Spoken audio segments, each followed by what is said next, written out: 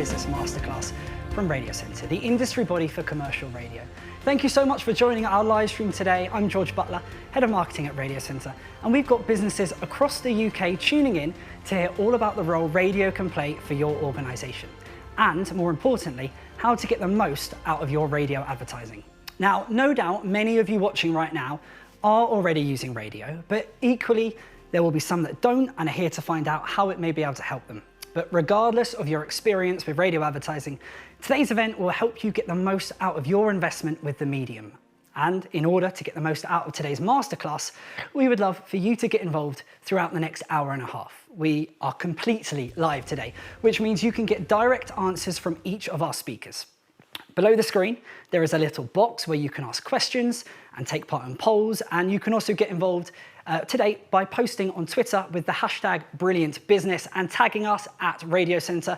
We've got a brilliant digital radio, perfect for your office or your home office or the kitchen or wherever really, which we'll be giving away to one random attendee at the end of today's event. Just ask a question or tweet with the hashtag for your chance to win.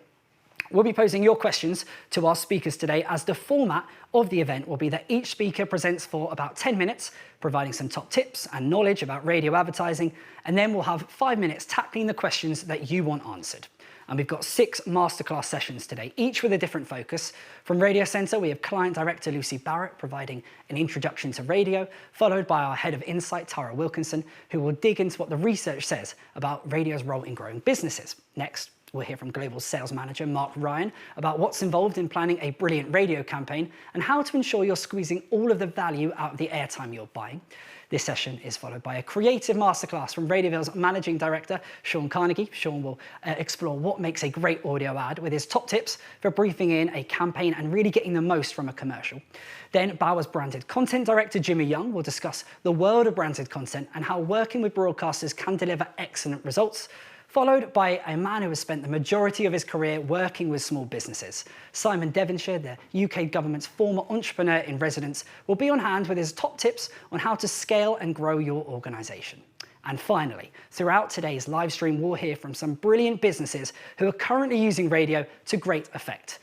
But more on that later, as we're going to kick things off now with Radiocentre's Lucy Barrett. So Lucy is going to slide in, and I'll be back in a bit to go through the questions that you've sent in. Over to Lucy. Thank you, George. So yes, as George has said, I'm Lucy Barrett. I'm the Client Director here at Radiocentre.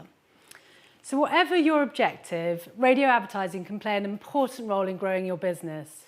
And I'm here to give you an overview of sort of the overall radio market and a little bit about what's been happening since the start of the pandemic.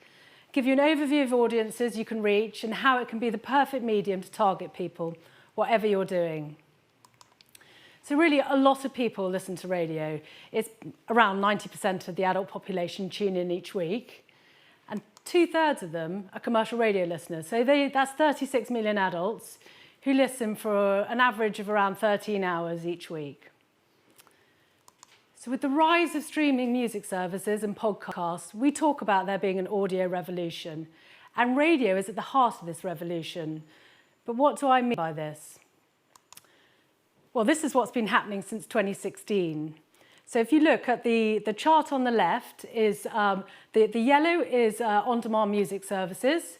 The black box there is podcasts, and then the two upper ones, the grey and the sort of blue-green colour, are digital sort of streaming, digital tracks, a bit like Amazon. And if you slide over to 2020, you will see that there has been a massive fight going on.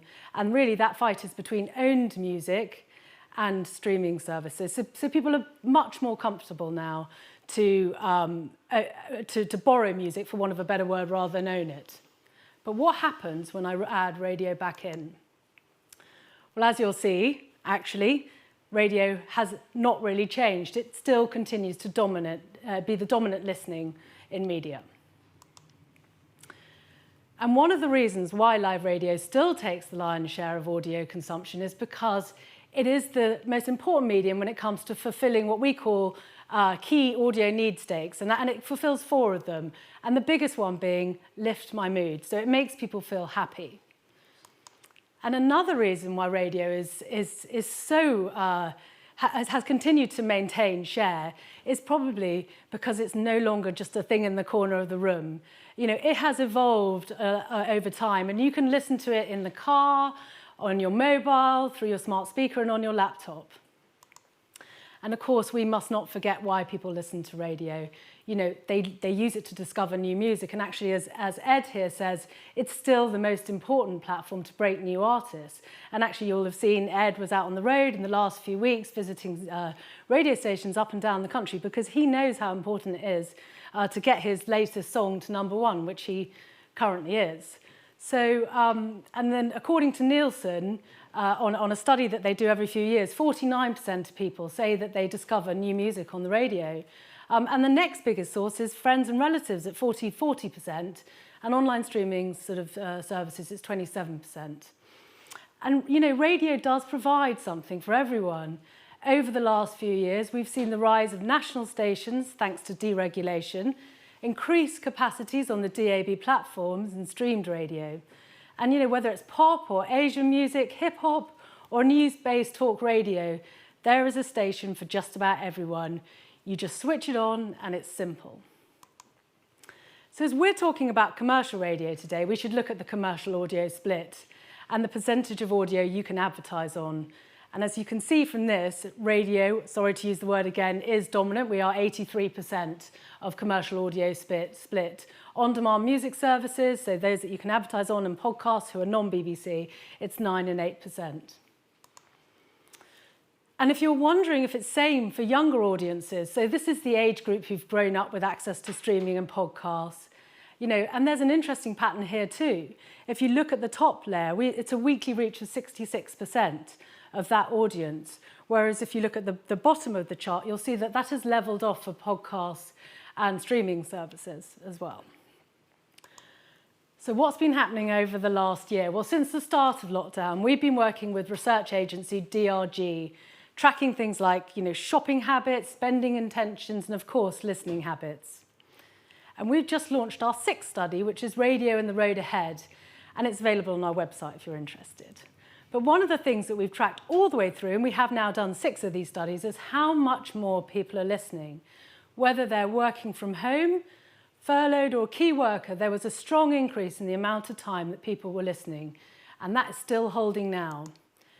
So back in April 2020, 38% were listening for an extra 109 minutes more a day versus lockdown. And, you know, that wasn't surprising. Things did really stop at that point, and so people were sort of listening to their radio, you know, because it meant a lot to them at the time.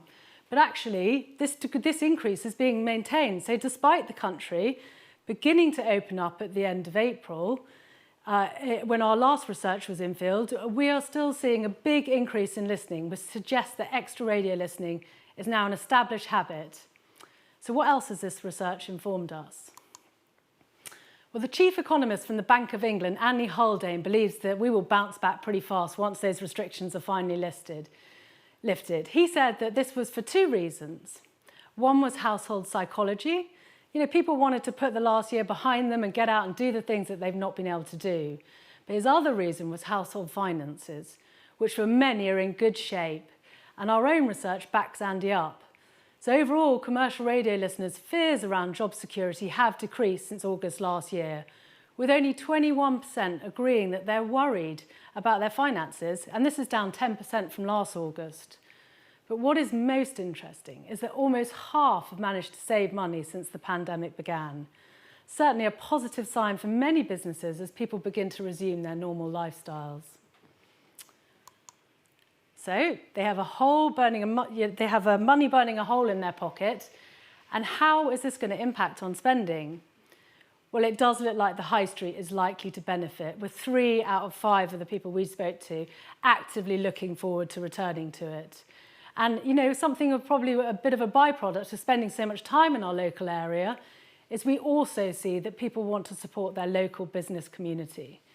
Interesting, this sentiment was much more stronger amongst commercial radio listeners than non-listeners.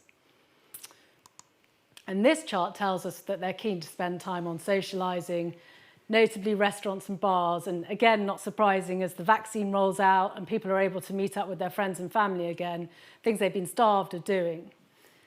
But they've also missed travel and intend to spend their money on taking breaks. However, at the moment, the majority say they're anticipating spending more on domestic trips, although some are determined to remain optimistic about the idea of international travel. But the same audience tell us that they remain nervous about using public transport and are opting to take the car, as much as for most of their journeys, and many people turning on the radio to accompany them on trips. So as we know, people anticipate spending more time in their cars, but research also backs up the positive attributes of radio advertising. So notably as a way to find out information on new products and services, but also as a tool to drive search and ignite ideas. And these numbers are impressive if you look at this chart, given that most people do not like to admit that they are influenced by advertising. And we have more research to back up this line of thinking. Radiocentre's research has 2 research projects from the previous years, the online multiplier and building shelf awareness. And they discovered that radio can help boost brand browsing, so people searching for your brand, or for online shoppers, as well as driving uplifts on people listening in the car on their way to stores.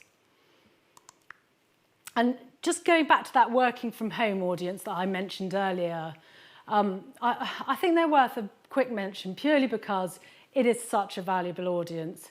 High household incomes, home ownership, and they have an intention to carry on working from home post-pandemic.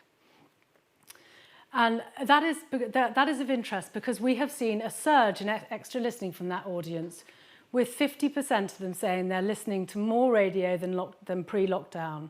And it's easy to understand why this particular audience are listening to more radio when you explore the reasons behind it. So the most obvious reason for this group is that radios is that they simply have more time and opportunity than they had before lockdown. But the other important reasons include news updates, especially local ones, which of course are important during those times when COVID developments were very localised. But also as a mood enhancer at a time when social isolation was high, radio provides company. It replaces that serendipity of bumping into a work colleague in the kitchen at work, having a chat with your colleague over a coffee, hearing a story you hadn't heard before. But the big benefit the radio has is that it can be listened to while people are working. You don't have to do anything, you switch it on. It's the ultimate multitasking medium. And the good news is that this audience is really receptive to advertising.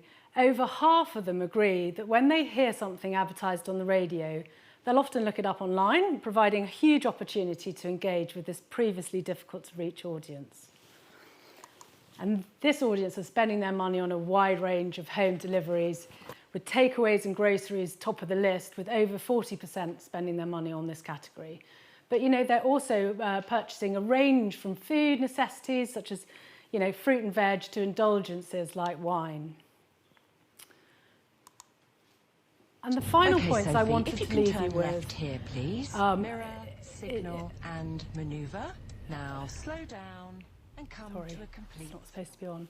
The final point I wanted to leave you with, and you'll hear more about it later, is about targeting. Because not only does radio allow you to target by age, gender, and location, it can be highly targeted for other points, including the time of day and context. So I'm going to play you this ad if it works. So let's hear it. Oh no, okay, is that what happened?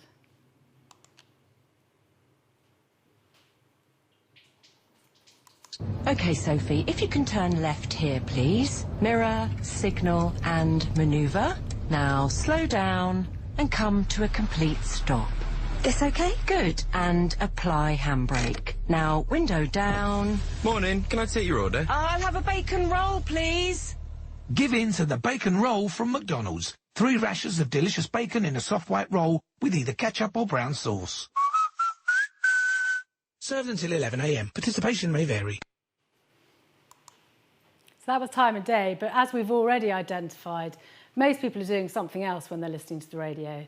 And this presents brands with an opportunity to enhance increased engagement by, tailoring their ads to reflect the moment people hear them in. you can speak to them when they're cooking or working out. And this ad set out to speak to people in their car. Lanes 2 and 3 have reopened between junction 1 and the roundabout northbound slow from southbound. Driving is not a game. If you tailgate the car in front, the closer you get, the less time you'll have to react.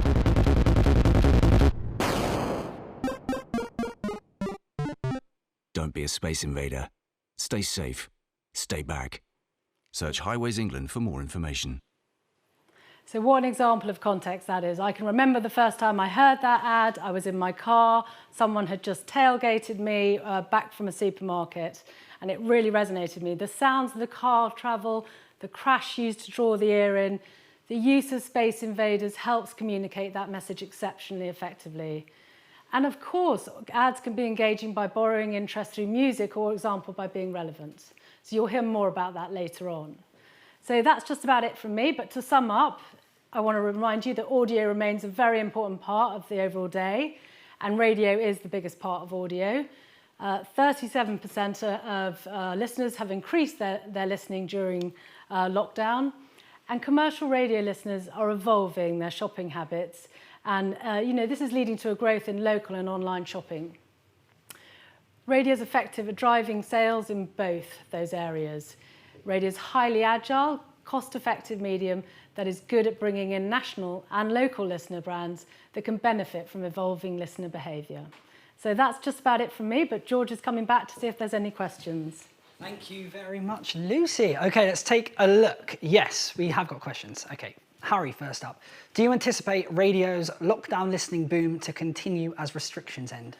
Okay, well, I can't predict the future. I don't know how that will happen, but when I was talking about the working from home audience, many of them said that they will seek to continue to work from home in one form or another. So I would anticipate that those habits have now formed for people. People have rediscovered radio. Obviously, they had already discovered radio, but people's habits have changed now during the day, and they've fallen back in love with radio. So yes, I think it will continue. Okay, question in from Helen. Helen asks, are people still listening to radio in the car? Oh yeah, they definitely are listening in the car. It's 13 million people listen to the radio in their car weekly. And I will also say that there's companies like Radio Player who've been investing a lot to ensure that radio stays in the dashboard. And they have their own research to say that I think it's something like 78% of people, and sorry if I've got that wrong, Radio Player team, would not consider buying a car unless they could play the radio in it, because it does keep you company on those long journeys. Actually, it keeps you awake, keeps you stimulated on long journeys. So, yeah. And they're doing a lot of work to make sure that radio kind of remains at the heart of that dashboard, aren't they? Yeah. Which is so important to radio, obviously. Okay, Archie said, what has been the most stark revelation in radio listening stats during the pandemic that are being mentioned now? Oh, well, you know what? When we first came out with the first bit of research, Archie, in April, we had a feeling that people were listening to radio more. But you can't base all your judgment on what you do yourself. So when the first results came back of just the sheer size of the increase of listening, and this was daytime listening, we're presuming, because people were at home. I just think that was really, really impressive when that happened, and so long may that continue. And stations did find, because obviously... on their streaming services. Yeah, sorry to interrupt, yeah. They could see immediately through their own IP streaming that the listening was up as well. Okay, Clarissa is asked, is there a wide difference in age groups on how much they listen to radio? That's an interesting one. Okay, so, well, there is, yes. Younger people tend not to listen to it for as long, but we don't have so much data on that available at the moment. But you will have seen from the chart I showed earlier that the 16 to 24-year-olds are staying with radio. They do listen to it actually by the millions each week. So there isn't. And I know people always want to think that younger audiences aren't listening, but they really are listening. They really are. And also don't forget that when you're talking about commercial audiences, a lot of younger people are actually paying the premium subscription for streaming services that do not carry advertising. And with the rise of family subscriptions as well, You know, a lot of kids, they don't, it's similar to your own music. You don't buy a CD and then expect to listen to ads. It's a similar deal with that, so that's why. I think it's interesting as well because there's more choice than ever for young audiences. You know, Capital and Kiss have lots of different spin-off stations. There's just so many, you know, there is different a stations station available. for everybody. There is. We might have answers to a poll in a minute, but before we get there, let's ask another question. I run a small business, but we operate nationally. Does more digital listening present any opportunities for how my business advertises on the radio? Oh, okay. Yeah, well, it does, because you can be incredibly tailored to ads. There's technology that's come about earlier that you can really target local areas and do very, very highly creative ads. Sorry, can you put that question back up, because I didn't hear the rest of it. Can you remind me what it was, George? Sorry. You've got to touch on my memory now. But I tell you what, we're kind of up for time, so I'm going to go. I was going to ramble, but I thought I'd better just be precise. No, that's fine. That's fine. We've got a poll anyway. We put the question out there: have you listened to more radio during the pandemic? It's a risky one putting this up after we've put out the research. Oh, okay. Thankfully, 71% said they have listened to more, and 11% said the same. Only a few people, only 17% said less, which is good. That kind of is in line with what we found. What we think. Okay, well, thank you very much, Lucy. Do keep your questions please coming in via the Q&A box below, or tweet with the hashtag #BrilliantBusiness. Up next, we'll be hearing from Radiocentre's Head of Insight, Tara Wilkinson, who will be showing you what the research says about the role radio can have on your bottom line. But before we hear from Tara, it's time to take a visit to Leeds, the White Rose Shopping Centre to be exact, as Nikki Appleton tells us how radio has played an important role in their success story.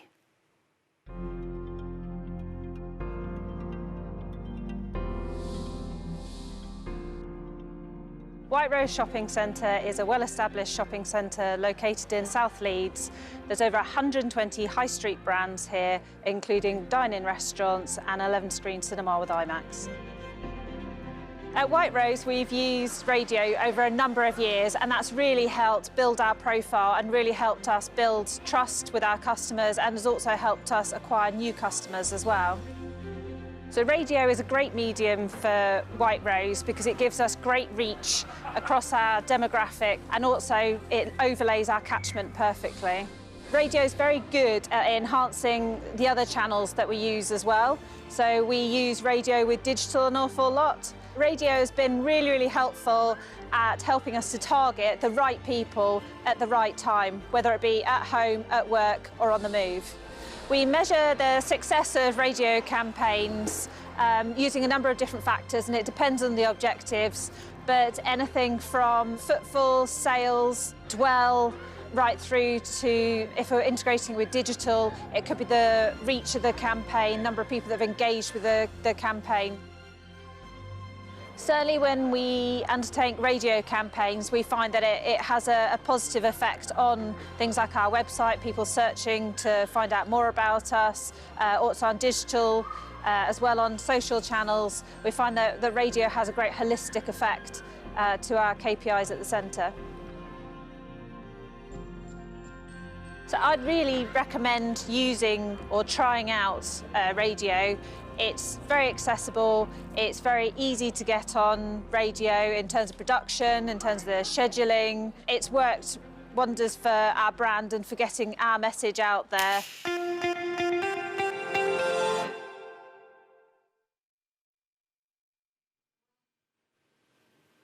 Good afternoon, everyone. So for most businesses, this is an extremely uncertain time, which drives the question, why should I be using radio for my business? Well, the aim of this next session is to take a look at why it's important to continue advertising and to build your brand, leading on to the benefits that specifically using radio are going to bring. So at this time, the market isn't behaving as it normally would. You've got different sectors experiencing very different conditions. Some of you may have discovered that your businesses have thrived, whereas for others, it may have been more of a struggle. To call this last year a time of upheaval would be an understatement, but one study found that when people experience a significant life event, they're strongly more inclined to try a new brand. And certainly if you think of some of the brands which have thrived this year, such as, say, Peloton, for example, that's really proved to be true. So certainly during the last year, along with making sure I personally never want to take another walk with my family again, I know I also had time on my hands to be trying new things and to explore new brands. Despite this, as an advertiser, it's natural to feel that during tough financial times, media budgets should be reined in. But in the long term, that's not going to be the most effective strategy. When we talk about long term, we're talking about brand building. Short-term strategies, on the other hand, focus more on immediate effects, such as driving this week's sales and inquiries. Evidence suggests, however, the importance of maintaining balance between long-term and short-term advertising objectives, with the optimum budget split being 60-40 in favour of long-term. So we know advertising is important, as well as maintaining a healthy balance between long and short-term strategies. But how can radio actually help? Well, what we know is that there are three important ingredients needed for successful long-term brand-building campaigns. Those are reach, emotion, and fame. But how does radio stack up against these? So reach, or what's basically a large audience, leads to long-term brand building. And as Lucy's already mentioned, radio is a reach medium, as 36 million are tuning in every week. So advertising that reaches as large an audience as possible is naturally far more effective at attempting to build deep, loyal relationships with existing customers. This chart demonstrates how brands which target the whole market achieve 3 times as many large business effects, and they include things like profits, sales, market share, as those that focus just on existing customers. So tight audience targeting, while it's desirable for activation, and by activation I mean things like sales, is not a major driver of long-term success. Emotional response also builds long-term benefits. At the most basic level, radio makes people happy. Positive mood translates into engagement with ads, particularly when they resonate at an emotional level. So while TV might have some peaks with certain programmes, Radiocentre's Media and the Mood of the Nation study shows that at an overall average level, it had the least positive effect on mood. More importantly, from our perspective, the same study shows that listeners feel twice as happy when listening to the radio compared to when they're not consuming any media. And that's because radio editorial reflects the needs of listeners and it lifts their mood across the changing rhythms of their daily lives. So, as a listener in a focus group said, when you're having a bad day, radio can be cathartic. You turn it up and scream at it, and it really helps. Well, I, for one, certainly did that a lot while I was doing the homeschooling stage of lockdown. Okay, the final ingredient of brand building is fame. So again, something that radio can help a brand to achieve. Fame is the quality that that helps brands bring to mind more readily. So really successful brands don't just get people thinking about them, they get people talking about them. And that buzz amplifies the effect of paid media spend and pushes budgets further. And radio can really help make your brand famous. So analysis of campaigns showed that 31% that use radio report very large fame effects. And that including radio as part of the mix significantly increases the chance of achieving this kind of brand fame by approximately 65% on average. However, one of the most important facets of long-term brand building is what's known as share of voice, and simply put, that's a brand's share of communication spend within that category.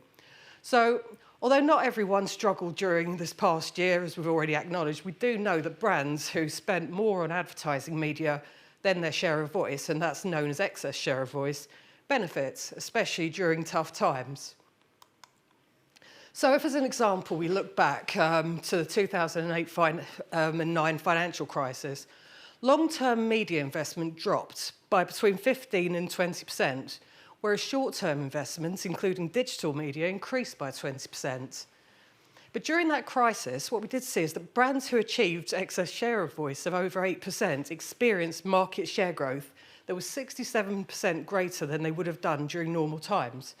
And that's why, really, hard times offer a very good opportunity for growing market share. To put that into context a bit more, £1 spent on radio generates higher share of voice than any other media. For example, in this case, in the shoe retailer category, £250,000 would buy 85% share of voice in radio, but only 16% in outdoor. And when you've got many competitors spending less during a recession, it's really the perfect time to deliver excess share of voice and look to build your brand. So this, in this case, is looking at a large level investment, but you'd be expecting to see the same sort of effect for a smaller one. So I've considered how radio can help build your brand, but it is also highly effective at delivering important short-term effects as well. So let's have a look at the short-term results that radio delivers and why. In the immediate term, radio is a highly cost-effective way of getting your message out to as many people as possible. So Radiocentre's re-evaluating media study shows that for every £1 spent, radio delivers at least twice as many ad impressions as any other medium. To be clear, ad impressions are the number of times an ad's been delivered. Econometrics evidence also demonstrates radio's ability to deliver on the bottom line. So that same study gave an evaluation of profits, return on investment, in which radio is second only to TV in paying back £1.61 profit for every £1 that you spend. So let's consider the reasons why radio is so powerful at delivering short-term results. Well, for another thing, it's got a unique ability to communicate with customers at relevant times. So as an example, this chart is particularly relevant to, say, grocery brands and shows that radio reaches 38% of people in the moment who are travelling car to the supermarket, probably to buy those groceries. So 13 times greater than the reach of the next largest content-led medium. We're also aware of the fact that 60% of shoppers haven't actually decided which brand to go for until they're actually standing in front of the shelf. So we can use radio to put brands in front of a potential customer. And if we continue that journey of radio listening to purchasing, a study from Shopper-Centric showed that when in front of supermarket shelf displays, people were 11.3% more likely to be visually drawn to those brands they'd heard advertised on the radio. And you bear in mind that I've already said how many shoppers, 60%, haven't decided to buy. You add that information together and it's certainly significant. And finally, what can radio add to a campaign that's using other media? Well, radio gauges our ad effectiveness system, and we've used this to measure over 1,000 radio campaigns for metrics such as ad awareness, brand consideration, brand relevance, and trust. The Radio Gauge Predict tool is available on the Radiocentre website, and it allows you to use the database to predict and understand what radio will deliver for your marketing campaign. We can see here how adding radio to other media in a campaign significantly boosts ad awareness.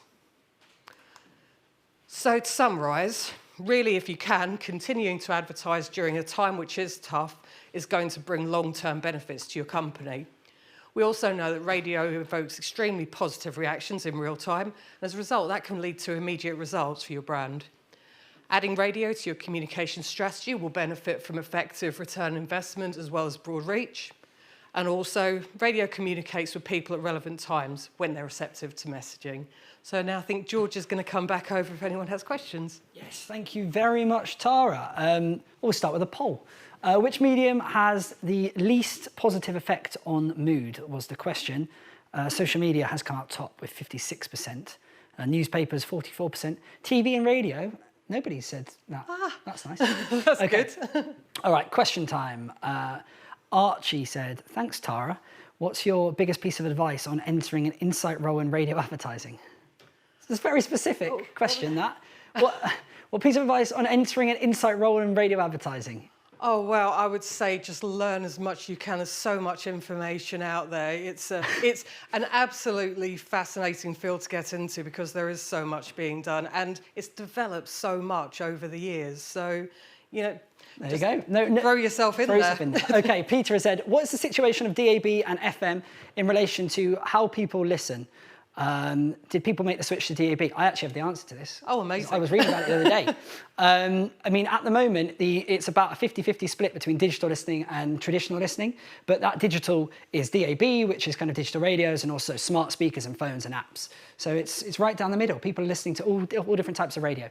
Is there a way, one more question, let's do one more. Is there a way to explore what the right amount of radio is for my business and its marketing mix? I mean, really, it's a bit of a case of how long's a piece of string. But that said, I mean, I would recommend that anybody has a look on the Radiocentre website, where actually we've got a massive range of tools where you can look at radio's role within the marketing mix, how it stacks up other media, what the benefits are. So I would just say anybody who's interested in looking at that, really go and have a bit of an explore. Plenty of tools there. Okay, thank you so much, Tara. Don't forget to keep your questions coming in via the Q&A box below or on Twitter. The hashtag is Brilliant Business. We've got that radio to give away, so come on, get involved. Very shortly, Global Sales Manager Mark Ryan will be covering his top tips for effective radio strategy and planning a brilliant campaign. But before that, it's time to hear from another radio success story. Moneypenny is a business that turned to radio when the pandemic struck, and here's their Chief Marketing Officer, Kate Cox, to tell us more.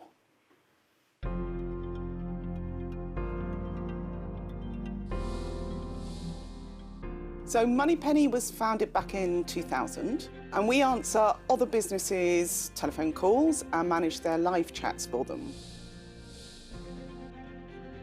What radio did for us was it gave us a much wider awareness with a larger audience. So whilst, we might not have thought that engineering firms in Aberdeen would be a specific target audience for us, because they've heard us on the radio, they were calling us and saying, do you know what, that would really help solve the business problem that I'm facing. We had a sort of 4-layered approach on trying to work out, was it effective or not? Firstly, did our website traffic go up? And it did. Did it have an impact on our search? So we're quite big search advertisers, and it certainly drove the costs of our search activity down, which was what we wanted to see. Did it drive our lead quality up? So yes, we got lots more bigger businesses inquiring about our services after doing the radio advertising. And did it drive our lead volume up? And it did. Trying to find media channels that are so directly measurable just makes you do small stuff. And doing small marketing activity doesn't have massive effects on your business. It has small effects on your business. What we loved about radio was it made us do big marketing activity, had a big effect on our business. We're finding partners, we're finding new customers easier. And what it really did was drove the quality of the leads. Because people had heard of us, they'd done some investigation on our website, and when they contacted us, they were quite ready to buy. What I love about the radio medium is that listeners really trust the radio station that they listen to. It's a friend, it's informative. Because listeners have such a strong, trusted relationship with the presenters, tapping into that for an advertiser is important. If trust is what you're trying to drive, advertising in trusted environments is going to be critical. We consider it as the medium or the channel that really helped our rapid recovery during the 2020 pandemic.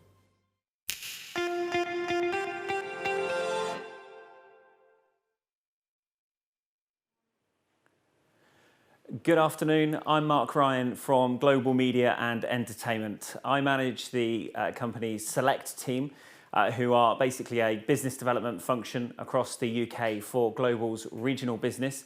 I have nearly 20 years experience working in radio, from programming through to commercial, and my experience of dealing with clients spans from local independent businesses in some rural locations like the South Hams and Torbay, through to big companies with larger budgets advertising across the UK with my now role in the Select team. So today, the Radiocentre have asked me to come and talk about planning a radio campaign. So we've put together 6 steps for you to make this nice and straightforward, and do feel free to send in any questions for the end if you have any.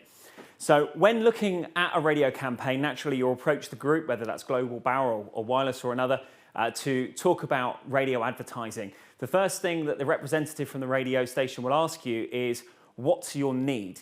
This, in my role, helps us immensely because we know what you want to get out of the campaign. If we know that, we can start to put the right campaign together for you that's going to have a decent effect. So different needs could be you're having a sale, you need to shift a certain amount of a set product by a set deadline. DFS do this incredibly well, lots of other examples as well. The ad may go along the lines of there's 70% off if you buy before the end of Sunday, sale ends at 4 o'clock. This is called a call to action and a deadline has been set. We want people to act and we want them to come in now. Radio is incredibly good at doing this and has been used by motor dealers month in, month out for many, many years to drive sales. So what's your need? If you need to shift product, call to action, you go with a hard-hitting campaign. And again, your radio rep can help you put that together. I won't get into the ins and outs of internal language about frequencies and whatnot. You just need to know hard-hitting campaign. If you're looking to do something over a slightly longer period, maybe you're selling tickets for an event and the event's in 6 months' time, you might have an early bird offer and then your sales may dip and then you'll go into more of a build towards the event. You may want a slightly longer campaign, kind of an awareness campaign. We can put that together. It's longer, it will be lighter weight, very different to a call to action campaign. You may also be a company who sells higher ticket items like furniture, sofas, beds, wardrobes. These are one-off purchases that most people make every few years, if that. And what advertisers in this space need to do is be what we call top of mind. So we look at something like a base campaign where you're consistently on air over a period of time, making sure that when the prospect comes into the market for your product, you're one of the top 3 or the top one that is chosen. Another example of advertising, and it kind of ties into the last really, it's awareness advertising again, but with more of a deadline. You may be an MOT station, you might be advertising services. This type of advertising may be a bit more lightweight than the last option because you're looking to just remind people that you're there and make sure you're the person that's chosen. So firstly, when you're talking to somebody about advertising on radio, you need to know what your need is. You need sales now or you're looking for them down the line, and we'll be able to consult with you. Again, whichever radio group you talk to, they can help. Then we need to know the target audience. Who are you after? Because that defines when we schedule adverts. It defines potentially the radio brand that we go for. If you're looking for mums and dads on the school run, you may be looking to advertise on a brand like Heart or Bowers Hits Radio. If you're looking for young couples, you'd be looking more for maybe a capital audience, and the tonality of the advert would be slightly different. We talk to the audience in a slightly different way. You may also be going for an older marketplace, maybe 50 plus. Then we'd be looking at radio stations like Global's Classic, potentially Scala. These people, higher disposable income, and as you can see on the screen there, more of a 50 plus age group with higher disposable income, the empty nesters. So once we know what the need is and who you're looking to target, we then need to know where you want to target. And this is where the minefield starts, because we've already talked about FM transmitters and DAB transmitters. All of these transmitters have lots of different coverage across the UK. You can be defined to a marketplace such as North Wales. You could go for some targeted advertising in an area like Plymouth. You may want to go with a region like the Northwest or the Northeast, or you may look for national cover. There are lots of different ways that the radio groups can package this up for you with FM transmitters, DAB transmitters. We can also talk to you about digital audio. And digital audio simply means podcasting, music streaming, and ads inserted into radio streams. Now, they can be targeted as minutely as postcode, but I won't go into too much detail on platforms at the moment. I just want to kind of open your mind to how you look to plan a campaign. So is it localized, is it regionalized, or is it national? All the groups can help you mostly with national advertising. And then the killer question. I've been in sales for nearly 15 years, and the answer is never as straight as you would like it. What is your marketing budget? Many people don't like to tell us because they think we'll look to spend the whole budget. What we simply want to do is make sure that we put together a robust campaign that is going to deliver a return on investment. And the ROIs vary from sector to sector, and there's a great Missing Millions case study on the Radiocentre website that you can lean towards to look at ROI. But if you can come to us with a budget, even 3 different budgets, I'm going to go in at 50 grand, 25 grand and 15 grand, we can then look at different options on different radio brands. Again, it doesn't matter if you're talking to Global or Bauer, we'll be able to go down the same route and look at the same process. Then you need to look at what role you want radio to play. And you're going to hear from Jimmy from the Bauer Media Group in a moment about content integration. I'm going to talk now top line about the ways that you can use radio stations. You could have spot advertising, so that's traditional 10, 20, 30 second ads, which are owned by you, the client, and carry your commercial message. You could look at sponsorships, say the weather, the travel, certain shows. All radio stations have lots of different sponsorship opportunities. That puts you within the brand and in the fabric of the radio station with a brand positioning message. You may want to attach yourself to a large, exciting promotion like the promotion that recently ran on the Heart Network, giving away £1 million. Again, this promotion could be a station promotion, it could be a tailored promotion just for you, the advertiser. You're still using the medium radio, we're still giving you an audience, but we're tailoring it in a slightly different way each time with those. So airtime sponsorship promotions, you'll hear more about that in a moment. What I wanted to do in my presentation today is just give you a couple of examples of clients that I work with. So as I mentioned, I work with some national advertisers, I also work with some regional advertisers, and I worked with very small advertisers over the years as well. One of the advertisers I work with, who you may have heard of, they advertise on TV and on several different radio networks, is Trust Trader. So a dual approach here, looking to get people to use the website. And as you saw, radio uplifts web search by 52%. And also advertisers to go onto the website, so tradespeople. I deal with the owner of the business, so it's a direct owner-managed business relationship. And the key component in this campaign is, or in this client case study, is that this company has grown with radio over the years, starting in the home counties about 15 years ago and slowly crawled across the country as they've expanded, monitoring their ROI, using radio as a core of their marketing. What they've also always had is consistent, high credible creative. And you're going to hear from Sean in a moment about creative. I can't push how important creative is in a radio campaign. You can get the planning right, but if you haven't got the creative right, it really is not going to work. So Trusted Trader, great example of a client who's consistently on air, looking to reinforce to today customers, talk to tomorrow customers, and do that with a memorable piece of music that is used on all radio stations, same creative, and also on TV. So there's brand synergy wherever you go and wherever you hear that brand. They also use creative very well in terms of celebrity voices, but I won't go into that now. So that's a national advertiser, used to be regional, now national. Now a regional advertiser, Fairway Furniture, nestled down in Plymouth in the southwest, only advertises across Devon and Cornwall, family-run business, but the principles are the same. They have great creative, a good piece of music, bespoke written and bespoke sung by a local artist. But their approach to radio is slightly different to Trusted Traders. Trusted Trader is what we would call an always-on customer. They advertise consistently 52 weeks of the year. Fairway Furniture come on for sale campaigns. So we mentioned at the beginning of the presentation that kind of 70% off offer, must end Sunday. Fairway Furniture typically do that for Easter, summer and Christmas. So two examples of different sized advertisers that I currently work with across the UK. And I've mentioned it, and I'm going to continue to labour the point. You can get the planning right. You can put as much money into it as you want with your spots and your impacts and your reach, and you could be on every 5 minutes. But if the creative doesn't tell a story and it doesn't give the right message, sadly, you're not going to get a return on investment. And that's reinforced in the Radiocentre's study of missing millions. It's one of the very, very important components. So just to recap and to summarise, those 6 core steps to look at when you're media planning. What's your need? We need to know what you want to get, because we can't monitor the success of the campaign if we don't know what you want to get out of the campaign.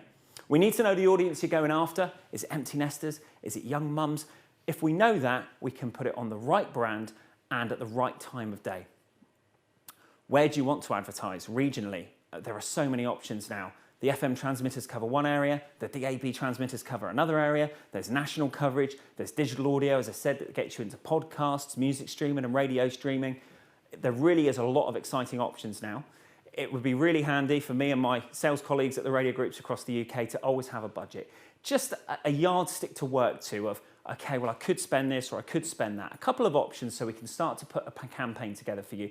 There's nothing worse than somebody in my position coming to present to you and asking for £100,000 and you were thinking more that you wanted to spend £1,000. It's awkward, it's embarrassing, and you shuffle out the door quite quickly.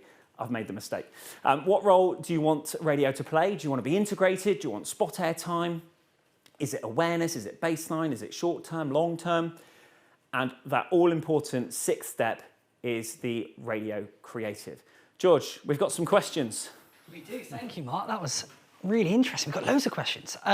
Okay, first up, someone's asked, I run a car dealership, so we're only interested in targeting customers in our area. How can I do that when shows like Heart Breakfast are across the UK?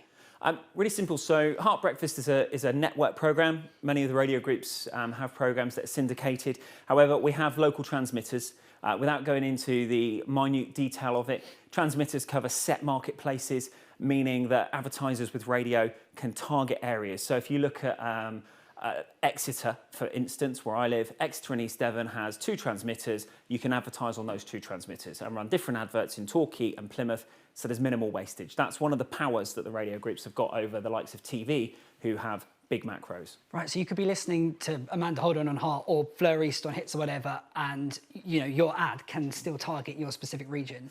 It really depends on if there's an FM transmitter carrying that. Okay. So with Heart is in many parts of the UK.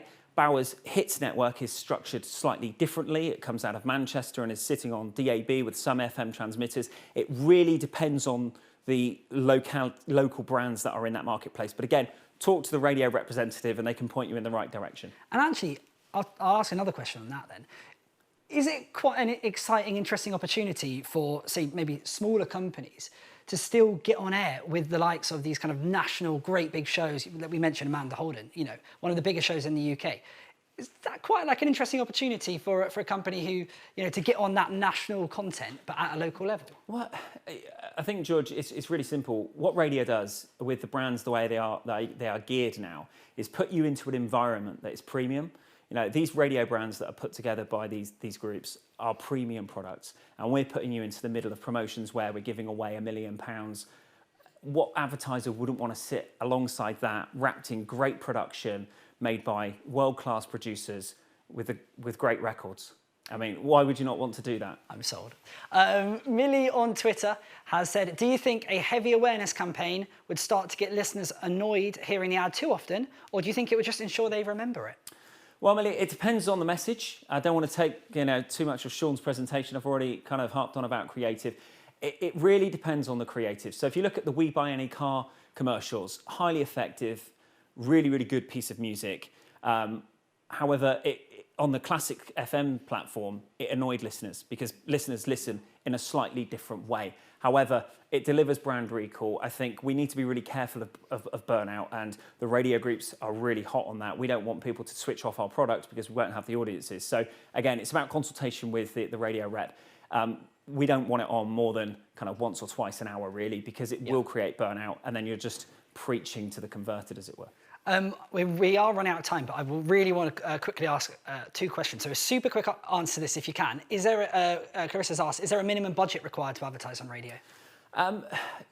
Yes and no, really. It depends on what type of conversation you want to have with us. If you want to have a multi-regional conversation, then we're going to be talking some bigger numbers.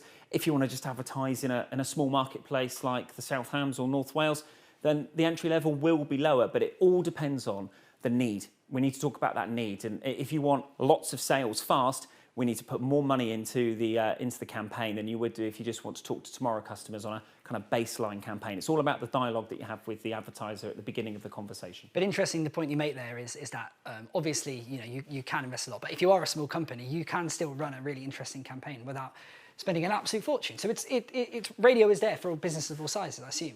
Yeah, it's not just for the big national advertisers, and again, the radio groups all vary in the way that they put their packages and things together, but we all have campaigns that are built for local advertisers. I'm here to talk about regional advertisers today and getting them onto the radio, and I know here at Global we have those packages. I'm sure they do at Wireless and Bauer as well. So it's about talking to the representative and finding out what packages they can put together. Okay. Final question now, because I think this is a really good one.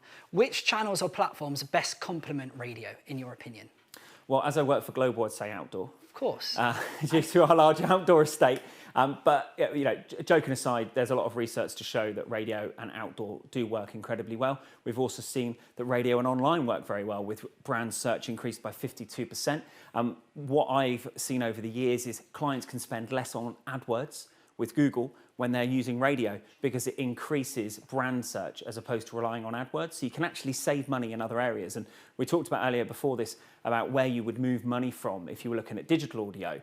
I'd be attacking that Google AdWords budget as opposed to your traditional FM radio spend to increase the incremental audience. So I think that answers the question. No, it does. And we heard that in the case study earlier, that actually using radio helped their search fees drop. So that's quite interesting. Anyway, Mark, thank you so much. Thank you. We've had loads of questions. Sorry, we didn't have time to get through all of them, but I know we got through most of them. Keep your questions coming in. And if you are finding today useful, but you want to know even more about radio advertising, we have a brand new resource hub for businesses. It's full of information, research, and also something which I think is quite interesting, ways to find stations in your area and get you on air super quickly. You can find all of that plus free digital training as well at radiocentre.org/business. Okay, up next, Sean Carnegie, Managing Director of audio agency Radioville, will be sharing his wisdom on creating a brilliant radio campaign. But first, here's a little look at Radiocentre's latest ad. Radio, I suppose, is like a mate, but one that I'm allowed to catch up with now. Radio is here for the nation. Oh, it's definitely a bigger part of our lives since COVID. It's also a friend for your business, because compared to all other forms of advertising, research shows radio is the best at targeting the right people at the right time. We're using radio because we can reach new customers. Simple as that. With listeners tuning in for an extra 13 hours a week, discover how radio can help your business bounce back stronger. Visit radiocentre.org. Hi, I'm Sean Carnegie, Radioville's Managing Director, and thanks for joining me for this session on creating an effective radio commercial. So a little bit about Radioville. We're an audio creative agency that specialises in helping brands raise their awareness and gain more customers through the power of digital audio and radio advertising. In fact, one of our old clients, the Car Phone Warehouse, was a brand built on radio, because when they first started to advertise, they didn't have the budgets to do TV, so all they did was radio, and they were able to grow their business from just a handful of stores to hundreds within a few short years. Over the years, we've been fortunate enough to work with some other great brands such as Peloton, Avon, Wagamama Autoglass, Pizza Express, Screwfix, to name a few. And what's great about radio is that with a very little amount of resource, which is unlike other advertising channels, with just a little bit of resource, you can get your message out to millions and thousands and millions of people. All you need is an idea, somewhere to record, and someone to voice the commercial. And the beauty of radio is that when someone hears your commercial, they create their own visual interpretation in their mind, and therefore they create something that's more personally relevant.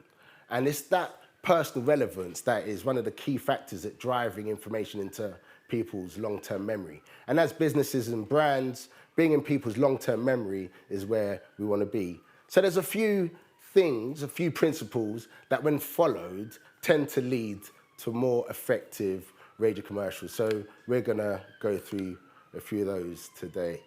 So you've probably heard this before, but when I say brief, I mean the document that summarizes the messages that you want to communicate in your commercial.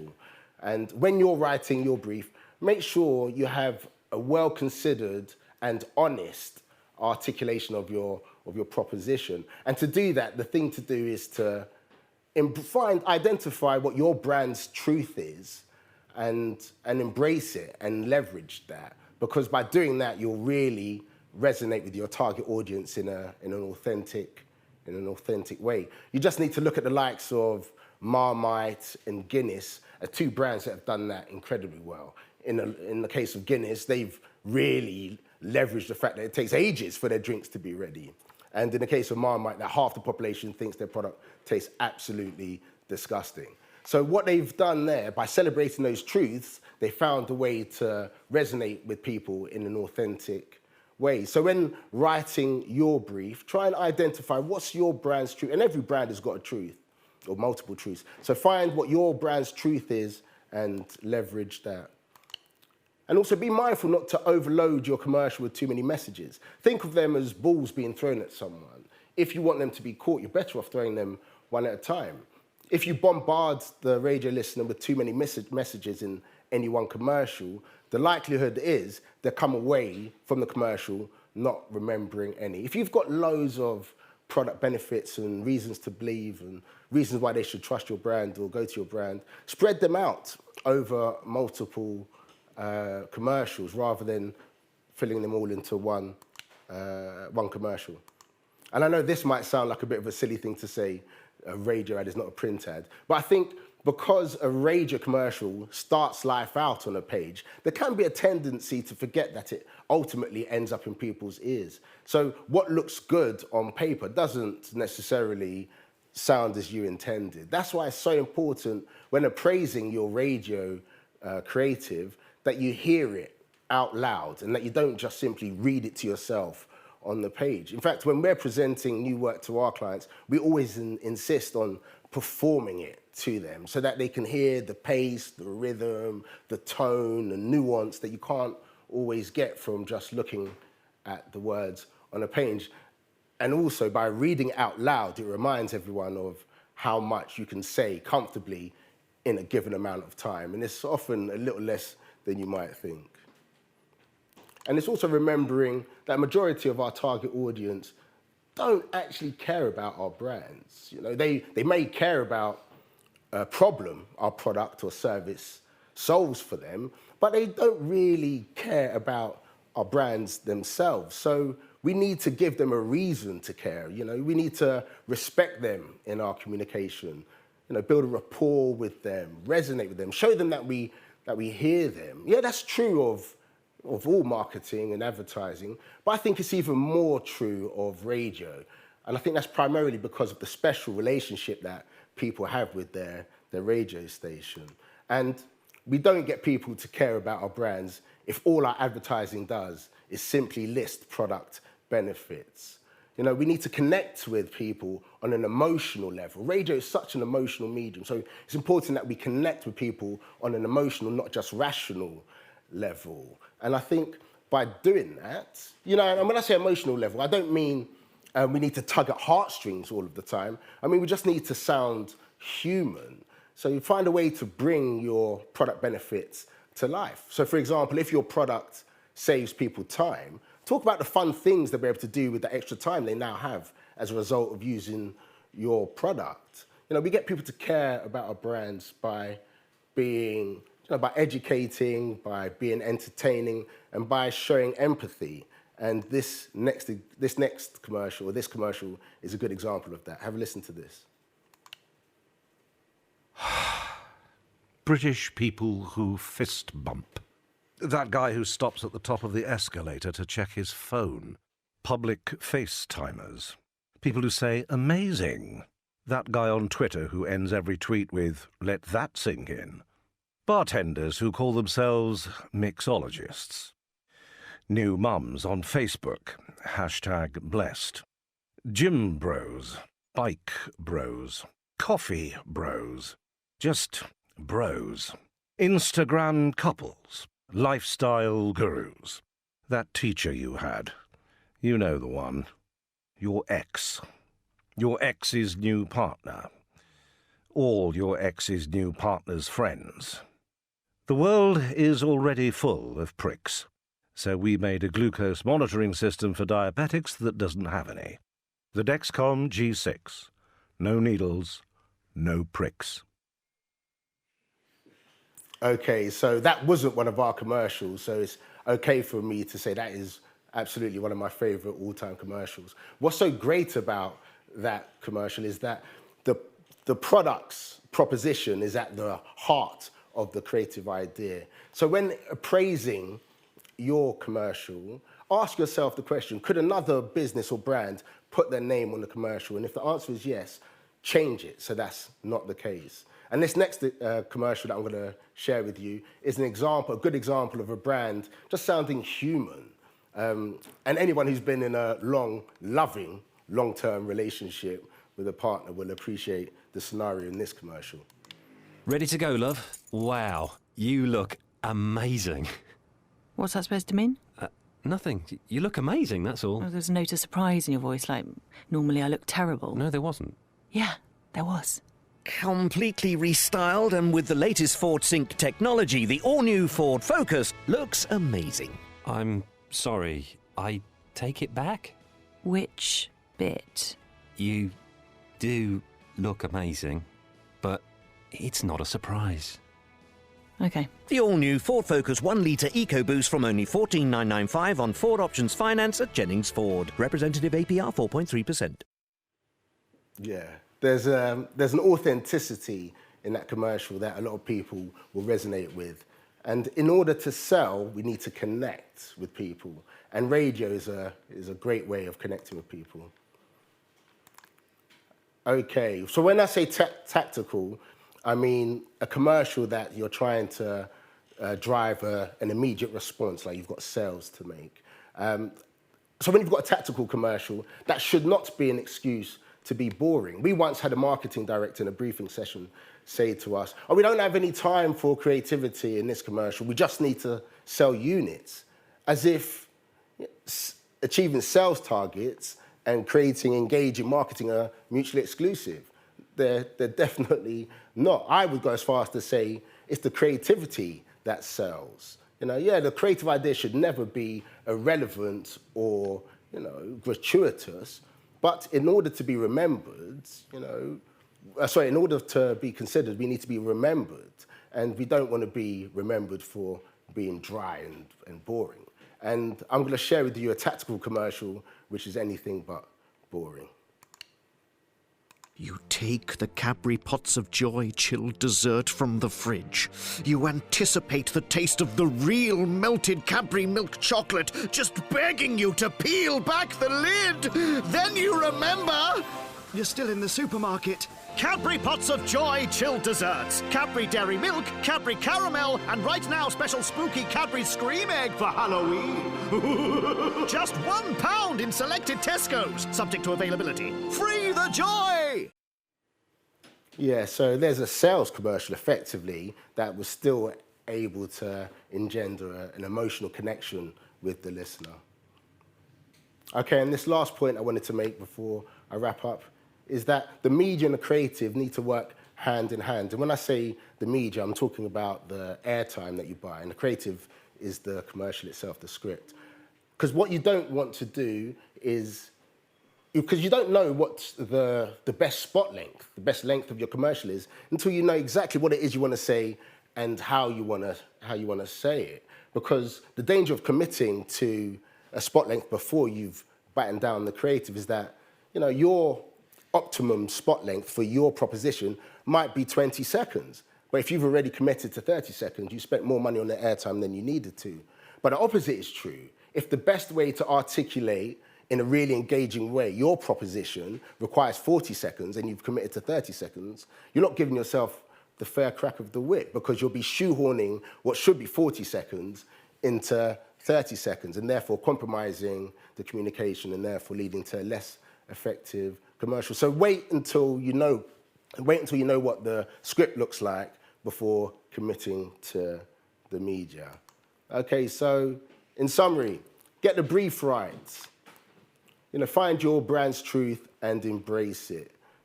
Remember, an audio ad is not a print ad. Don't overload it with 2 messages, and don't try and ram as many words as you can onto the page.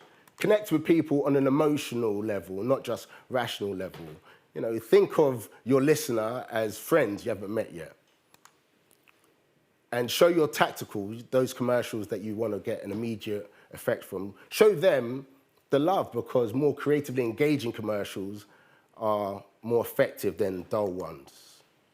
And as I've just said, make sure you develop the media strategy alongside the creative, because you don't know how long your commercial should be until you know what it is you want to say and how you want to say it. And finally, enjoy yourself, because making radio commercials is a hell of a lot less stressful than making TV commercials, but when done well, they're just as effective. And radio is more emotionally engaging than banner ads and print ads. So thanks for listening, and I wish you all the best for your next audio campaign. And I think we've got some questions which George is going to join me for. We do. I can vouch for the fact that making a radio ad's interesting. Because we made a few ads together. We may have done, George, yeah. Well, one thing that's quite interesting is that when you make an ad with Sean, he may even make a cameo appearance as a background actor. Well, George, you've treaded on interesting territory there, George, because it's actually George who's featured on one of the Radiocentre commercials in the past. But let's not talk about our resumes. Starring roles. Okay, we've had a poll come in which said, it asked people to say whether they had brand guidelines, audio guidelines, or neither. Now, just 9% don't have either visual or audio. 83% have visual, which I think is probably what you'd expect, only 25% have audio brand guidelines. But it's going up, George, which is encouraging, because I remember a similar survey was done probably about 5 years ago, and it was only, I think, 12% of brands had audio brand guidelines. So it's going in the right direction. It's going in the right direction, but still you could argue, I guess, it's something which is audio is becoming increasingly important to all of our lives. So as you say, hopefully that will continue to grow, because it can really help the creative. Few questions. Okay, Emma has said, how often should you update or revise your radio creative, please? That's a great question. It is a good question. It depends on how long the campaign's going, Emma, and how often the commercials are being played on a daily basis. So if you've got a campaign running for, say, 3 months, and you've got 3 or 4 spots a day, so every day for that period of time, your commercial's being played, I would imagine you want to have 2 or 3 different commercials to fulfill that airtime. So if your commercial's being played 4 or 5 times a day for 2 or 3 months, you want at least 2 or 3 different commercials. Is what I would say. And I think, what an interesting. But that's really a media man's question, but that's from my point. But an interesting point from a creative point of view is obviously your creative changes, or you have multiple executions, but that doesn't mean those consistent elements have to change. The music, the voice, the sonic, they can all stay the same, right? They need to. Yeah. They need to, because that's part of your brand identity. You, as a brand, you've got your tone of voice, and you've got your character. But as we know, the same character can say different things. They just need to say it in their same voice. So, like you said, the use of the voiceovers, use of music, any sonic identity that they've got, all of that needs to be carried on across all execution, all commercials. And if I was a small, medium-sized business and I'm doing a bit on radio already, I don't have an audio brand, I don't have audio guidelines, I don't have a sonic, I don't have music. Is it worth bothering to get it? Is it something that's worth investing in? Yeah, I think so. And at different stages of this journey, you can invest different amounts. So someone starting out in this journey, you can invest a smaller amount than, say, someone like Coca-Cola or MasterCard, who I think a couple of years, MasterCard spent hundreds of thousands of pounds on their audio identity a few years ago.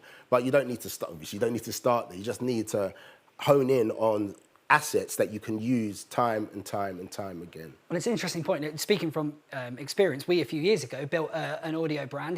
We certainly didn't spend anything like what MasterCard spent, but we've used it, not just in our ads, not just the sonics at the end, but in the event today, and when you pick up the phone and call us, there's so many uses outside of advertising as well. It's really interesting. Yeah, and on that point, what's so nice about sonic identity, like a little sting, is that it only takes 2 or 3 seconds for that sound to register. But because of all of the emotional equity that a brand builds up within it, just hearing that triggers all of that in the listener's mind as well. So it can be a shortcut to feeling very good about a brand. And equally, as you said, you can change up the message, you can make it tactical, but you've still got that audio brand element there. Which really interesting. Sean, thank you so much. Still to come, we'll be hearing from Bauer's branded content director, Jimmy Young, and also the UK government's former entrepreneur in residence, Simon Devonshire.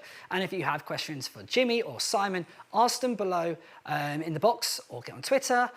Use the hashtag Brilliant Business. Don't forget, somebody will be winning a new digital radio at the end of the live stream today. Okay, let's hear from another fantastic business now. TDC's Smile in a Day are an organisation transforming people's smiles, and here is how radio has transformed their marketing plan.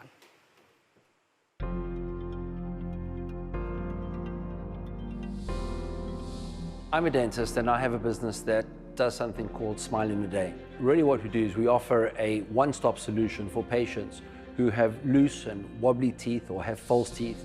Radio builds trust because the way that we're able to use the creative and use the delivery. So we do use other media, and it's really important to use other media because they might drive more awareness, or they might even drive a higher number of inquiries. But actually what we're doing is targeting a much smaller, very specific audience. So it's about really being able to get the awareness, but then really directly letting people know about how it could be relevant and directly resonant for them. Radio became really an obvious answer for us. The problem we had is we had no idea that it would work, but it worked amazingly. We find that a lot of people say to us, oh yes, I found you online, I found you through Google or whatever. But actually, when we talk to them on the day of surgery and say, how did you find out about us? Yes, they searched for us online, but actually they've probably originally heard an ad of Michael talking or our patients talking. So they work very much hand in hand. It's not just a one-channel type of delivery. We measure our results and our inquiries from every single media channel, and radio is no exception to that. So we measure it in terms of the number of inquiries, we measure it in terms of the number of actual consultations that are driven from those inquiries, and we actually work out exactly how much revenue is generated by radio inquiries.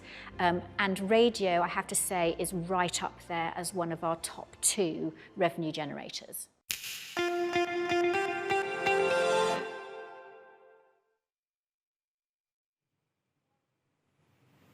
Hi, afternoon. I'm Jimmy and I'm the Branded Content Director for Bauer Media's Hits Radio Brands Network. I've been invited here today to give some insight into branded content, so I guess the best place to start is answering the very question, what is branded content? Well, I'm going to suggest you already know, because all of us have either heard it, seen it, read it, or been influenced at some point by it. It might have been when you woke up this morning and checked out your social media accounts, your LinkedIn account. It could have been via a magazine article you read, the back pages of a newspaper, online, or via TV. Branded content is paid for marketing that's paid for by an advertiser and delivered by a channel, and in this case, radio. But what is branded content when it comes to commercial radio? Well, to define it further, branded content creates engaging commercial solutions for clients that bring campaigns to life and helps communicate a client's set of key messages. But what is it exactly, and how can it work for you? Advertising on commercial radio has evolved over the years, and branded content has been at the very core of delivering results, compelling results that aren't just driven by the traditional spot ads that you hear during a commercial ad break. Branded content allows clients to take advantage of extensive range of creative opportunities and partnerships that stations have available within their programming output. It offers clients a closer relationship with a station's listenership and the digital and social media audiences that they have. And because radio has always had huge levels of trust and loyalty, branded content campaigns allow advertisers the benefit from this and the unique relationship that radio stations, all shapes and sizes up and down the UK, enjoy with millions of listeners every day. Research, as we heard, has been commissioned by the Radiocentre, shows that since restrictions began in 2020, more than a third of commercial radio listeners have consistently tuned in for longer. The research goes on to show that commercial radio audiences are looking forward to returning to their local high street, or have been trying harder to support local businesses since the pandemic began. That they are looking forward to days out, spending more time visiting friends and family who do not live in their immediate area, a desire to hit the roads to explore more out of the local areas, and they have a hunger to get back to visiting restaurants, cafes, and overnight stays away. 9 out of 10 of the working from home commercial radio audience specify that they are listening more now because they can choose the radio that they tune into while they work. The findings go on to suggest that commercial radio is giving advertisers greater access to this highly valued audience during working days when they may not have had the opportunity to pre-pandemic. So those working from home are also more receptive to advertising, and 52% of them admitted that they search for something when they've heard it advertised on the radio. So how can branded content, based on all of that, benefit you as an advertiser? Radio can deliver unique and powerful partnerships in key times of the day in ways that no other broadcast medium can. I've been in radio since 1994 when I started out Radio Lollipop at Southampton General Hospital, and since then I've gone to work in national press, out-of-home marketing, experiential events, TV production and digital. But radio is where I truly believe the difference can be made for clients who want to grow and get ahead of the competition, and I believe this for many reasons. First, it's how radio is consumed by your consumers. As I've just explained, commercial radio listening has increased and will continue to do so as our audiences head back out and about in their cars with their favourite radio stations tuned on. An in-car medium that is as entertaining as it is informative as listeners sing along to their favourite music while keeping a keen ear on the all-important traffic and travel and weather updates. Radio is woven into the very fabric of our daily lives. Audiences wake up to it, school runs are fuelled by it, the working day is assisted by it, you cook dinners, you walk the dog, you take a shower, you chill out, you fall asleep. All of these personal and intimate moments that radio plays a part of, and via branded content, you can too. Secondly is how the industry has evolved. Radio is audio, but we haven't shied away from visualising the content through embracing video. We've included it and we've immersed ourselves in it and use it as a powerful product to help share a client's story through. We invest in social media campaigns to target specific demographics, and it's these multi-channel opportunities and our clear focus on relevant solutions that help deliver successful campaigns. The third reason is the very people in this industry. Never have I worked with a more creative, more driven, more passionate bunch of people who genuinely care about driving results, supporting clients' campaigns and helping them get back on their feet, getting customers back to the counters, and in this case, driving those results through branded content. There are many variable touch points when it comes to branded content that we can use to connect your brands with our listeners day in, day out. If we look at the core on-air opportunities, we have the well-known sponsorship platforms whereby you can sponsor a show or a feature within a show, day parts or even weekends. You have promotions to run competitions via. There's insights or advertorial campaigns to land the more emotive or impactful messages. We can produce podcasts to tell a story, to teach a new hobby, to educate and entertain, to make listeners laugh, of which your brand can be a part of it. Off-air, we have digital products too. We get brands to hand via bespoke social media, online and app-based campaigns. We can produce video content from explainer videos, animations to virtual tours that sit online with or without presenter inclusion. And we can storyboard, shoot and deliver broadcast TV commercials with social media edits that can be posted and boosted across our own and your social media channels with the sole intention of growing your reach. We can connect audiences with your brands while at home, while in their spare rooms that are now their offices, while in their cars heading out on days away, trips to restaurants or as they head to the gym. We can connect to them while they're in the gym, while they're drifting off to sleep, and then do it all again the next day. And the great news is that we can do all of this and much more on a localised and regionalised level via branded content. But let's look at branded content on a more granular level and how specific products could work, starting with sponsorships. Sponsorship is brilliant at delivering high-frequency series of key messages and driving repetition of those messages. Repetition is at the very core of the science behind commercial radio, which is around building brand reputation through repetition. Sponsorship offers clients the opportunity to align themselves with a product or a property that shares similar values and which builds trust with the audience and ultimately delivers higher brand recall for your brand. From key show sponsorships like breakfast through to drive or popular functionals such as weather and traffic and travel, we work to find the right synergy that fits the right budget in order to drive results. We then have promotions, and in the world of branded content, we are content creators. We have on-air teams that are trusted by our audiences, which makes them hugely influential when it comes to aligning brands and helping sell a brand. When we create branded content solutions, we integrate clients within our programming, and at that moment, when presenters or stations talk about a brand, it's a unique connection in a personal space between a presenter, a station, and the listener, a trusted voice giving a recommendation. Promotions allow us to weave clients seamlessly into a space that is reserved for something that is at the very core of radio station outputs, which is the content. Our audiences are engaged. They have a relationship with our presenters and our brands, and when they like what they hear, they do as they do when a friend offers advice. They instinctively trust that message and act on it. Off-air branded content campaigns can leverage the awesome and engaging power of keeping your brand always on 24/7, 365 days a year via digital and social media campaigns.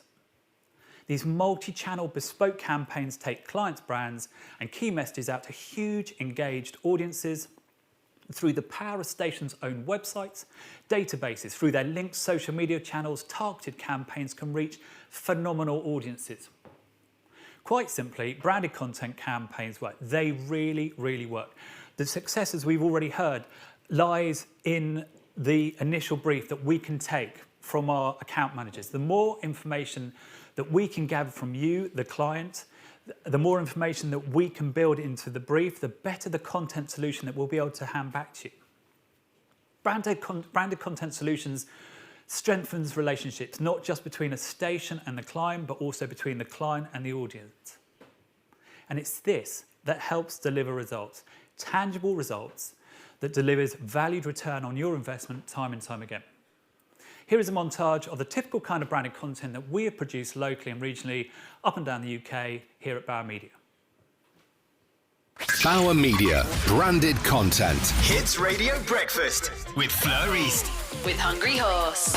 All next week on Radio City Breakfast, we're celebrating Vodafone Gigafast Broadband coming to your area. The free radio throwback. With Butlin's live music weekends, an incredible atmosphere awaits for the ultimate reunion with your mates. Live shows are back on the Isle of Wight this July at the Woodland Sessions. Laugh away lockdown with Woodland Sessions comedy, hosted by Tom Allen.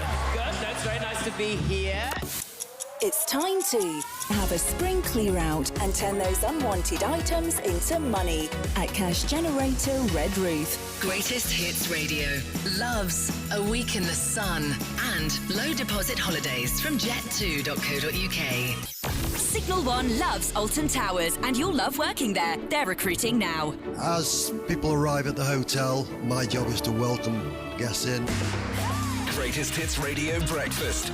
With Speedwell Group. Always over 100 quality used cars to choose from. Well, thank you very much, Jimmy. We've got some questions in. Actually, we'll start with a poll. Do you feel a connection with your favourite radio station or presenter was the question asked. 88% said yes, which is nice. And I guess that taps into the sort of stuff that you've been talking about and the power of it. Okay, let's get into questions now. Okay, first one. Does branded content work well on a local level or is it better for national campaigns? Both. Both, okay. Absolutely both. Both levels offer something different and it offers, if you've got a consumer, we've got a listener and we can connect with them on both levels. Question come in, said, I'm tempted to do something like this, as in branded content, I assume, with my local station, but have been concerned that my messaging won't cut through like a spot ad. How can I get my brand message across? It comes back through to this brief. The more we can understand about what you want to deliver, the bigger picture of where you want to go with your marketing, the more we can look at the branded content opportunities that we have. Whether that is on air, off air, whether it's digital, whether it's social, we can find a way to tell that story through the branded content delivery. This is an interesting one. Do you find that branded content performance is stronger when it is more entertainment-led content? So I guess working with the broadcasters, making it creative and interesting, does that boost the impact that it has on air? We're storytellers in radio. That is what it comes down to. And as Sean touched on, the creative, if you've got a longer sort of spanned campaign and you can build in that creative and prick ears and connect audiences with your brand and your service and your product, it's going to land. If you've got, if you're time sensitive and your budget only allows for a shorter period of time, then we can create that creative. We just got to find another way to adapt it. And I assume it's about having that relationship with the broadcaster and kind of going and working with them to get the most out of the creative that you make, Absolutely. I guess. Yeah? Yeah, absolutely. Again, it comes down to just a client giving us imparting all this information so we can find the multiple touch points we've got to get the best solution back out. Okay, last question now. I know the answer to this question, but I'm going to ask you anyway. Do people really enter radio competitions? Oh, yeah. Yes, as Mark touched on earlier, stations up and down the countries are running bigger and better competitions all the time, engaging more and more people into them. And when you've got an opportunity to win your share of £1 million on a station, you're going to take part of that. But also, if you've got smaller products to give away, because more people are engaged, they're going to take part in these competitions. Awesome. Well, forget £1 million. I'd take a holiday right now. Thank you, Jimmy. Time now for our final session of the afternoon, and it comes from Simon Devonshire OBE.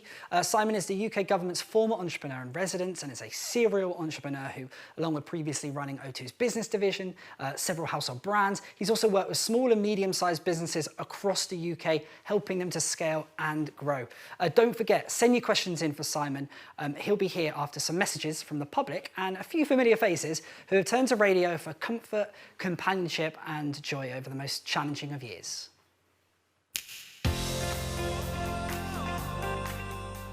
I'm not alone in my love for radio. In a year where many of us have been physically separated from our family and friends, radio has been more important than ever. Radio, through the pandemic, it's been so important in keeping people informed, keeping people entertained. Just being part of the radio community has really helped because I've been able to hear new music, I've been able to see what's going on. It's been a friend and a companion. During these rough times, I honestly cannot stress enough how much radio has meant to me. Knowing with a press of a button, I'm seconds away from the music, conversation and entertainment that I need to get through this lockdown. And it's the radio that's kept us going through what's been an incredibly difficult time. As I've been working from home and living on my own for the past year, the radio has really helped keep me in touch with what's been going on and really made me laugh when I needed to smile. Throughout the pandemic, radio has not just kept its listeners up to date with vital public information, but it has also kept them entertained. Radio has been filling my spare room office with lots of laughs, collegiality and inspirational songs to keep me going. The songs make me dance, the jokes make me laugh, and I love learning new facts. The unique thing about radio is the way it keeps you company. You really feel you're in the room with the presenter. Thanks to radio for helping us here at home throughout lockdown. Thank you, radio, for reminding me there is a world beyond the kitchen. I do thank everybody for the kind of spirit of radio. Everyone is so upbeat and it makes me laugh. And thank you so much for all you do for us. Keep it going.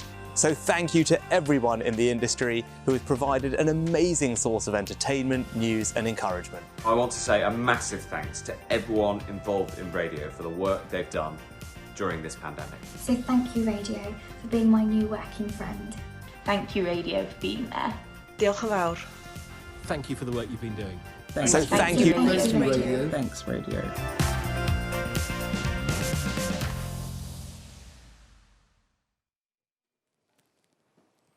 And thank you, Radiocentre, for having me. Hello, I'm Simon Devonshire. I'm a serial entrepreneur. I'm an investor, non-exec director and chair. It's a real privilege to be here and to share with you my thoughts about radio. I wrote what I'm going to share with you blind to the experts that you heard, and I hope that that's going to really come together for you as I share with you the perspective of radio from the perspective of an entrepreneur. So I now work across a portfolio of remarkable businesses, both large and small. I've enjoyed a fantastic and unique career, which frankly began in a shop.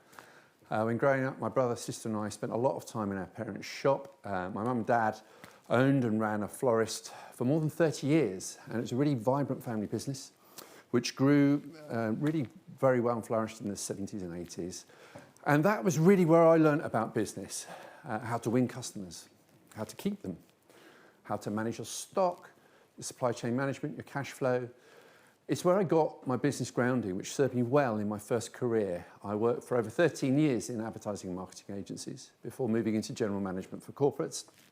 Not only did I grow up listening to radio stations like Capital Radio and then Jazz FM, but it was in those agencies that I got the chance to co-write, produce and broadcast radio adverts for brands like Heinz, for Fina petrol stations back in the day and the post office. Big brands, household name brands that made my parents' business look especially tiny. We all played a part in my parents' business. Even my granddad, who drove the van and did all the deliveries. Now, unfortunately, my granddad's driving was so bad and his antics so notorious that my dad refused to have the van sign written with the business name on it because he didn't want anyone to know where the van came from. But despite the lack of promotion, the business was a great success and it flourished. And these days, business owners cannot afford to be so coy. The good news is it's especially easy to create and register a company in the UK. That's why the whole startup ecosystem is so vibrant, with more and more exciting new ventures being created every year. It's also easy to get your business going. Not only can you register a company in half an hour, but by the end of the day, we could also have its website live and up and running. And I'm not exaggerating. Now that it's so easy to get a business started, what that's really highlighting is the big challenge, and that big challenge is growing the business. Starting up is easy, it's the scaling up that's the tricky bit.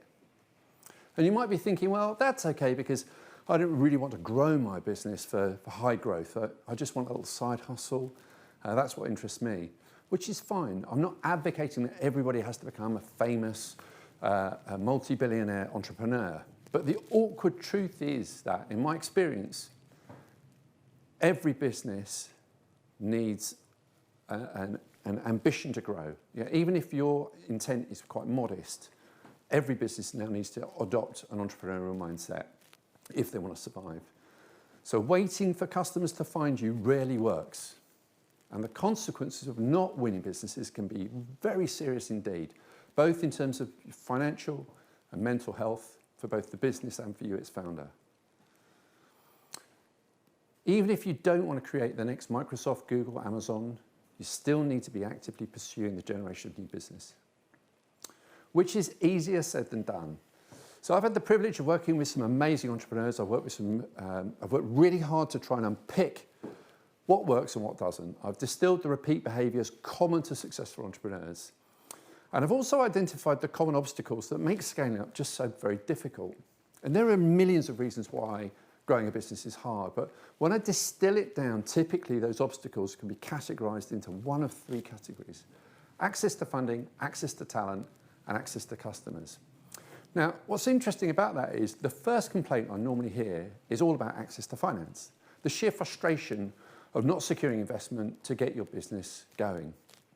And it can be very difficult to raise money, depending on what business you're in.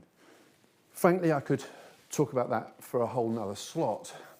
But what's interesting is when those founders do get the finance they're looking for, their next most common complaint is, okay, so I've got the money, but how do I hire the talent that I need? It's access to talent is their frustration. And from my point of view, there are lots of ways of solving that problem as well. They're both legitimate challenges. But the whole point is not to just testify to the legitimacy of those challenges or sympathise with those owners. The whole point is I think they're wrestling with the wrong problem. My point is that it's access to customers that should be the priority.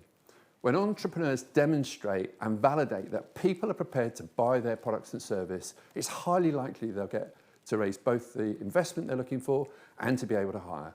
People want to support and work with businesses that are thriving, which may sound really obvious, but the insight is contrary to that narrative. And I often hear the narrative that I often hear in the ecosystem. So how do you overcome the hardest challenge of all, which is access to customers? Well, for me, the thing that I see working now, particularly in the digital era, is building communities.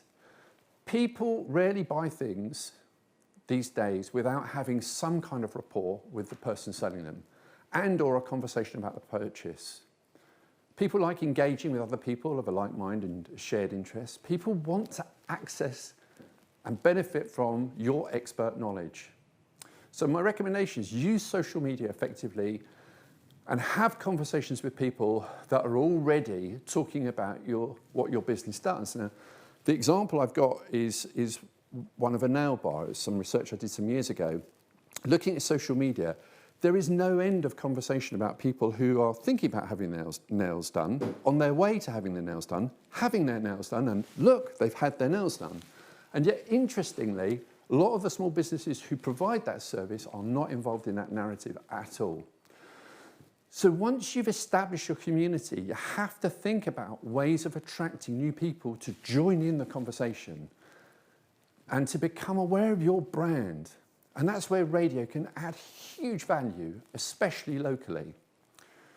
The UK is still a highly active radio listening nation. In fact, you heard earlier, more than 36 million adults tune in every week. And if you're wondering what to broadcast, there are two things that I think are really important. Firstly, showcase customers that love what you do. Positive testimonials are hugely effective. And talk about innovation, the new products and services you're offering. Whether that's just something as simple as now you can book online, or through to a new service that customers are raving about. In summary, if you have an idea or passion for a business, stop thinking about it, get it started. Once you've got your business started, don't wait for everything to be in place before you start promoting it, get selling immediately. Build a community of people who are interested in what it is that you do and fuel that community via social media regularly.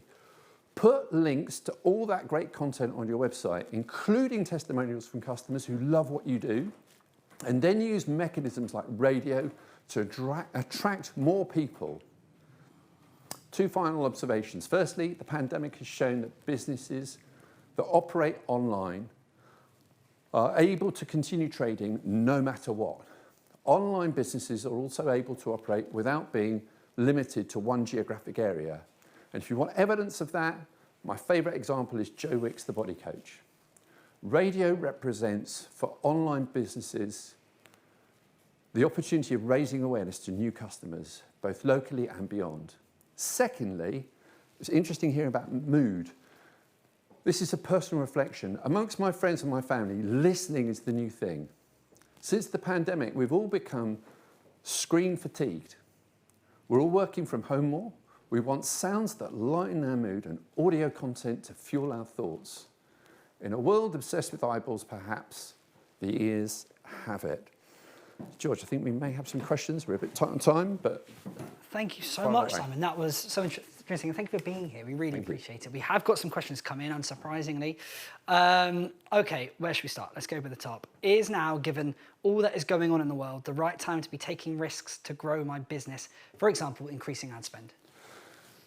I think, as I said, I think all businesses, whether they like it or not, have to have the mindset for growth. They have to be in pursuit of growing customers, because without it, the business will go into reverse. And with regard to the timing and now, people often wonder in recessions whether it's the right time to create a business. But if the proposition resonates with people and you validate it, there is no bad time to create a business. And right now, in my experience in going around the countryside a little bit, but particularly in London more than ever, I think there's so much pent-up demand that I think the Bank of England's forecasts of there being a post-COVID bounce are absolutely spot on. And so if you're not in that, you risk missing that demand.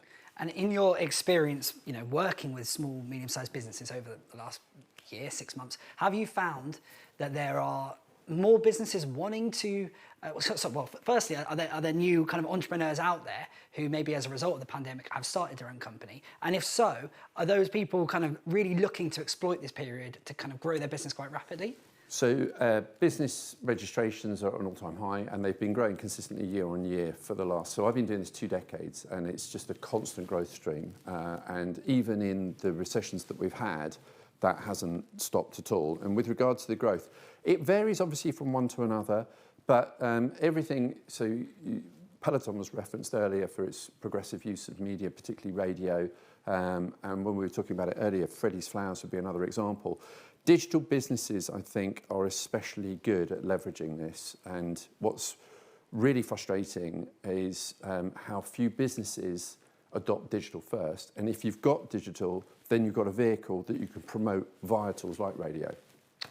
I think we had a poll actually about growing businesses and how many people, how many entrepreneurs, how many business owners watching right now are wanting to grow, and how many don't feel it's the right time to grow. 83% said it's definitely a top priority to grow right now, which is exactly in line with what you said. 17% aren't sure, but nobody doesn't want to grow, unsurprisingly. But let's go back to the questions. Because, is advertising the best way to grow my business and increase sales? What do you think? Okay, so the answer to that is genuinely quite complicated, because it depends how well you advertise in the creative content, and I really resonated with what Sean was saying earlier. If what you're talking about in advertising is shouting at people, those days are gone. But if what you're talking about is building rapport and connecting with people emotionally, then there is nothing more relevant than that now. And is there a brand, big, large, small, medium, that really inspires you, that you think does that really, really well? Oh, blimey. Put you on the spot. Put me on the spot. I mean, obviously, John Lewis is always the big, large one that people go to, say they resonate really, really creatively. But obviously, there are some brilliant small businesses who really do reach their communities and kind of inspire people on that level as well. Well, I'm going to be slightly cheeky and reference one that I worked with for many years, which would be O2, because its success was basically anchored not only in advertising, but specifically in radio. And like the whole Sean Bean voice and ownership of that in my day was iconic. And I think it sort of remains pretty iconic even now. And we're touching upon what we talked with Sean earlier, but a great example of the campaign can change, the kind of what you're talking about in your ad can change, but those consistent brand elements, the second you hear that voice, you know it's O2. Okay, Richard's got in touch to say they're launching an SME program, awards program. It's got an online application, and wondering about kind of how to help kind of drive clicks to that, drive people into that, whether radio is the right way, or whether a PPC campaign. Any thoughts for Richard about kind of inspiring SMEs out there? Actually, perhaps more generally, is there a great way to inspire the SME community as you work so closely in that? So what we're talking about there is something that is genuinely very announceable. They've got a particular thing that they're wanting to announce and declare in a very declarative way. They're creating a new thing. It's a new award scheme, that is a very powerful way of getting that communication over to a large audience relatively quickly. And I think going back to the emotional thing, what businesses don't like winning awards. So actually, one of the things that's missing in the small business community is things that champion the heroes that work in it. And so anything that does that, I'm sort of very in support of, and it's shouting quite loudly. Okay, final question. I know we're running a bit over, but we've had so many questions, we had to get some of them to you.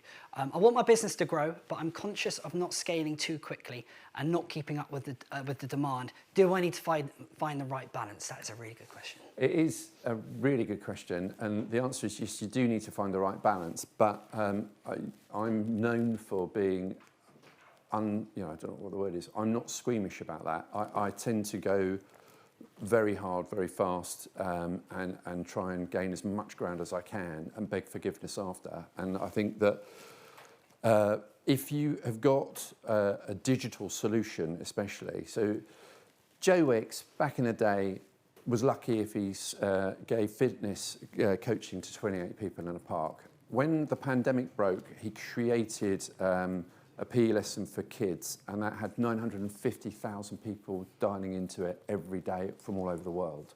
And that is how to stimulate demand and how to service it. So I would think about what's my digital solution and how do I scale it quickly. Having too much demand is a good quality problem to have. A lot of investors like me would be happy to find ways of helping you.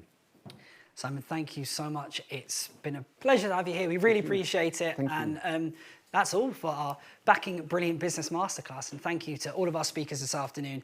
And of course to you for watching. Before we go, I have good news for Tiffany Chevis, who has just been randomly drawn as our winner of the brand new digital radio. We'll get that to you in the post. Congratulations. Don't forget, you can find out more about radio and the role it can play for your business, along with free training and a brilliant tool to help find stations in your area. You can put in where you are looking to advertise. You will get a list of the stations in your area. You can tick the ones you're interested in, and then they will get in touch with you after that. It's so super, super simple. All of that, all the resource hub is available at radiocentre.org/business. But that's it. Thank you very much for watching, and take care.